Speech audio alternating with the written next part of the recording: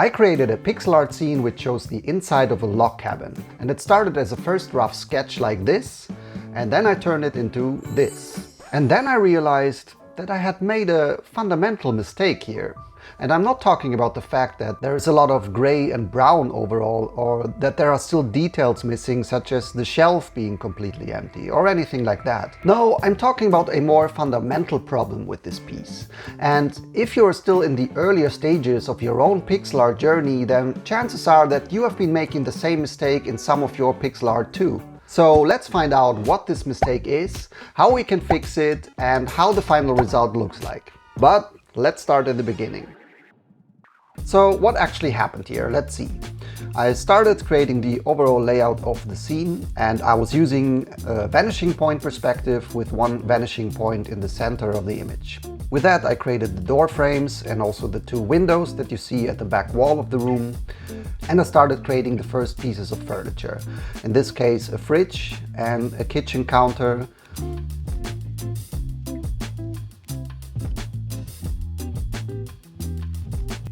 And then also the central piece of furniture for this room, which is this wooden table.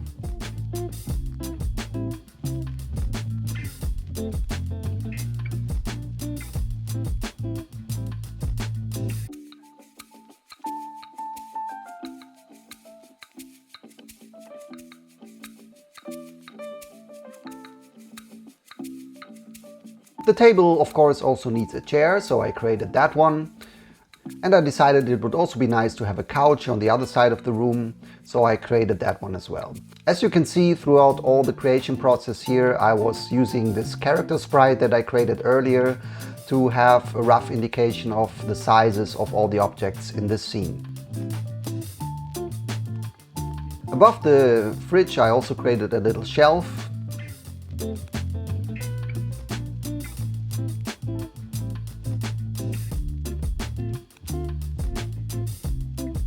And then I thought, okay, the guy needs to actually store more stuff than in this tiny little shelf above the fridge, so I created a bigger shelf next to the kitchen counter in the corner of the room.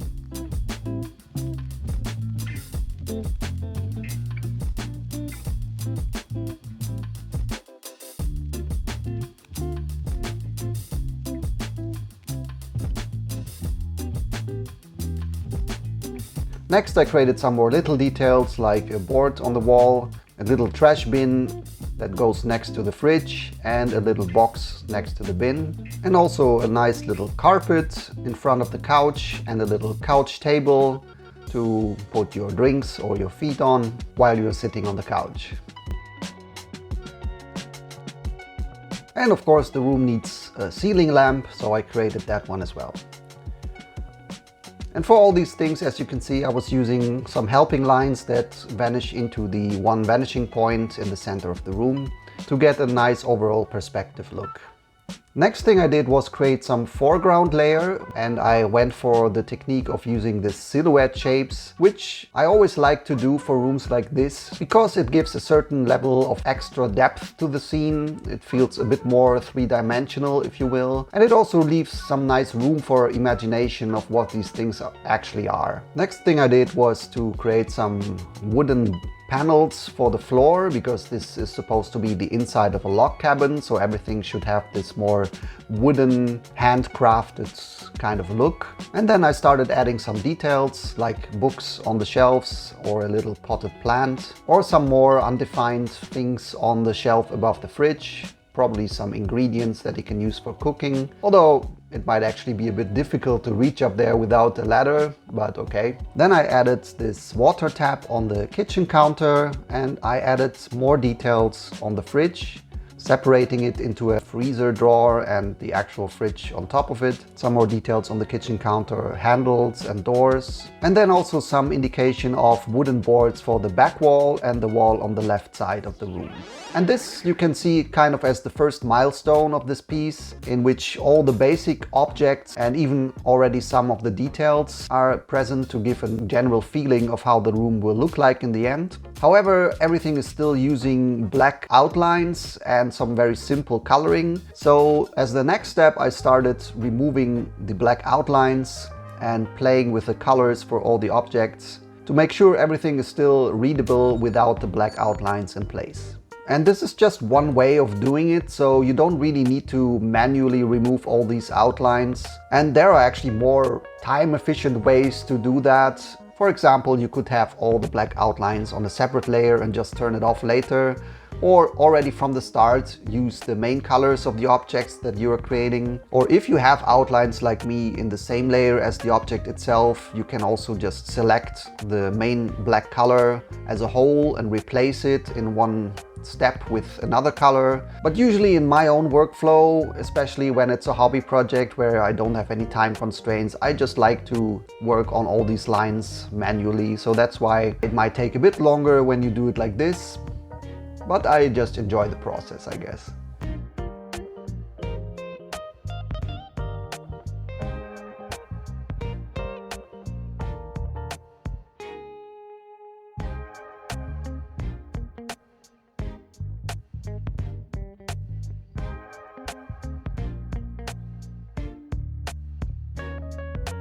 You can see I was playing with the palette a bit, organizing a bit my colors, because at this point the colors were a bit all over the place. So I was trying to get some more structure in there and to sort them from dark to light. Also removing lots of unused colors which I created along the way, especially when two colors I created on the fly were very similar. I usually just avoid these kind of duplicates and adjust the objects accordingly so that they use a shared color instead. This way keeping the palette also a bit more at a minimum in terms of the number of colors in there.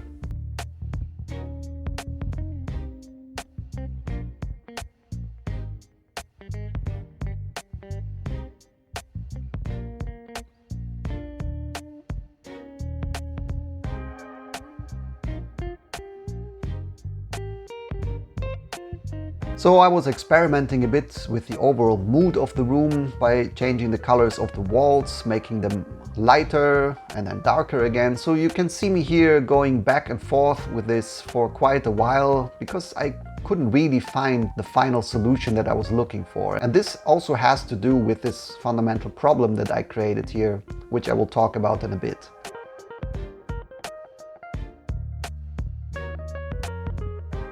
But at this point I hadn't really identified the problem yet, so I started creating shadows, starting with the kitchen counter. In this case, thinking about the light source coming from the two windows, so actually the ceiling lamp is supposed to be not switched on in the scene, so the only light is coming through the two windows on a bright day. Therefore casting a shadow on the floor like this, and the same goes for the table and the chair and all the other objects in the scene. So I started creating all these shades. With the kitchen table being the centerpiece, I also took some time to find a good texturing for the table. Again, indicating that it's supposed to be a wooden table.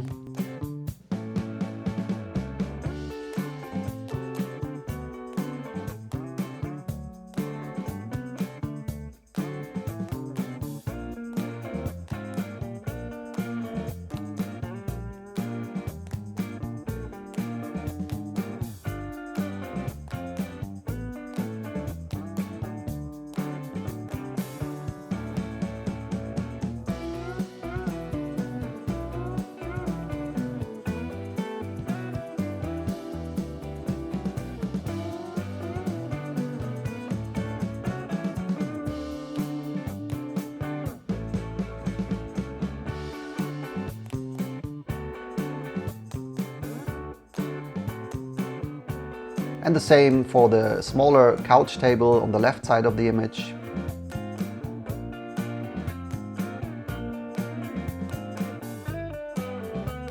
Also the couch itself needed some shading, since the light was coming from the one side where the windows are. And also the kitchen counter got some nice little shading.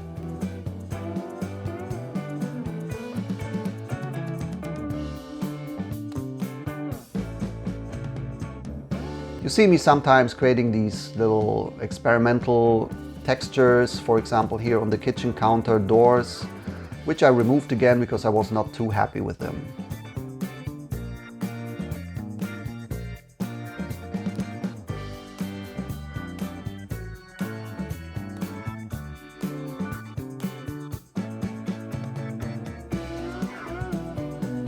Also the trash bin got some shading, as well as the big shelf and the door frames.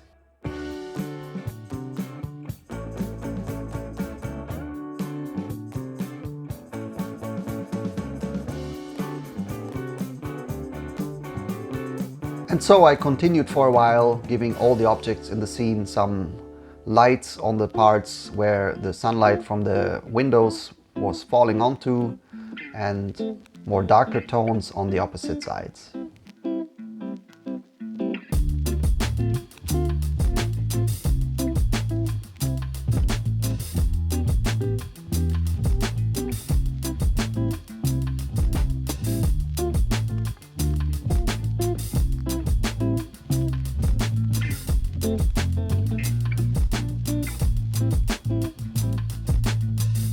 Also the door on the left side got a little more wooden texture to it.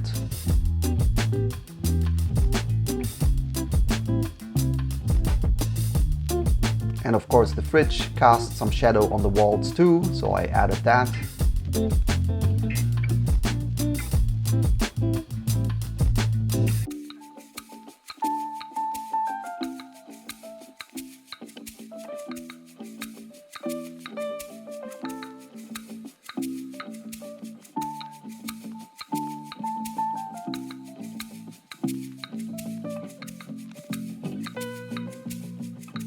And I also created some more shaded areas in the corners of the room, on the ceiling, to enhance the look of three-dimensionality of this essentially box that is lit from the two windows in the center.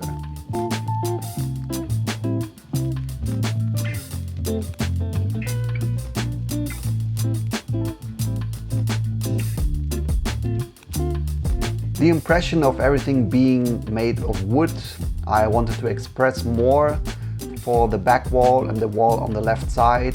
So I started experimenting a lot with texturing those two.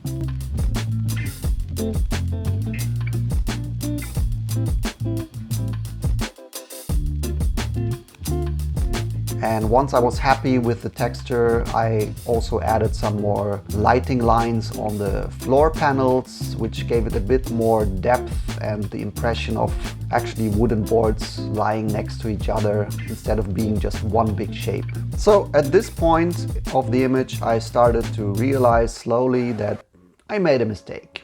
And the mistake is that I hadn't really checked any of the color values while I was creating all these objects. So instead I was going with the flow, creating colors and adjusting them by the eye, let's say, which sometimes works out, but in this case I ended up with this piece that had some fundamental problems that had to do with the color values. Because you can identify the objects, but it's not so clear and crisp as it should be, and overall the image is not as vibrant as I would like it to be. Instead it's a bit muddy and even maybe gives it a bit of a depressed look, which is not what I was going for here.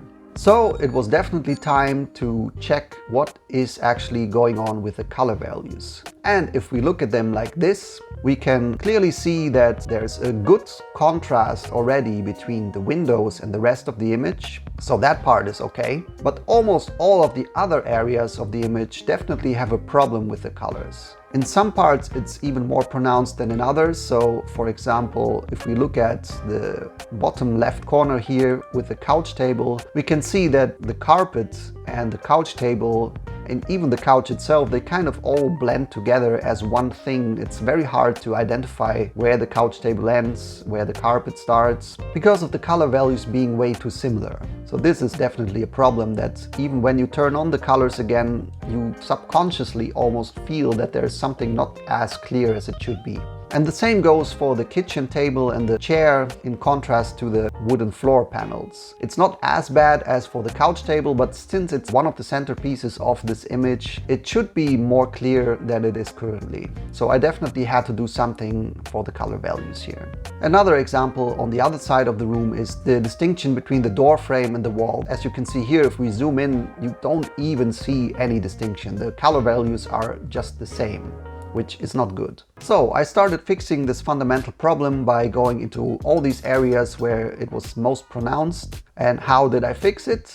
Well, I started tweaking my color palette and I made sure that I increased the contrast between all these objects, especially the ones that I pointed out just now that showed the problem the most. So that refers to the carpet and the couch table, and also especially the wooden floor panels, because they take up so much space in the image and give an overall look and feel to the whole room. And by just tweaking them to make them brighter compared to the rest, and also give them a bit more of a sunny, almost golden color hue, really improved the problems that I mentioned before.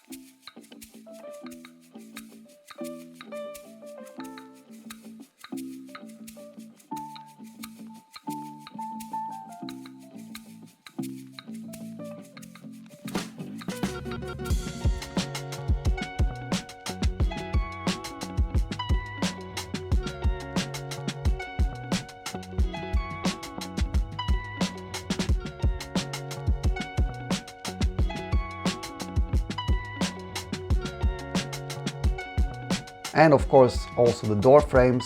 I made them much brighter compared to the walls, more saturated, and this already improved the situation quite a lot.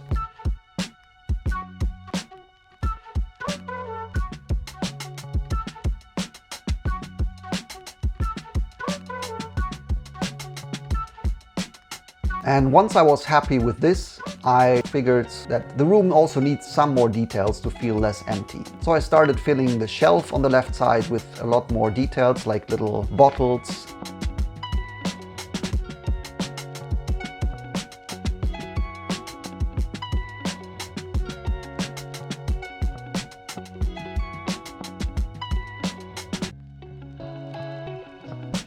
And a bowl, and also some boxes.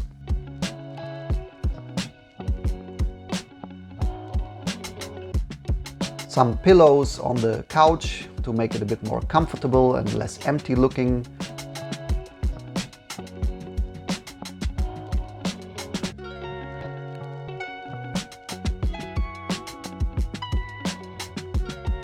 Another plant on the top of the fridge. And then I also went back to the kitchen counter because I realized actually it would be nice if the guy could also prepare some food there. So I added a stove and an oven.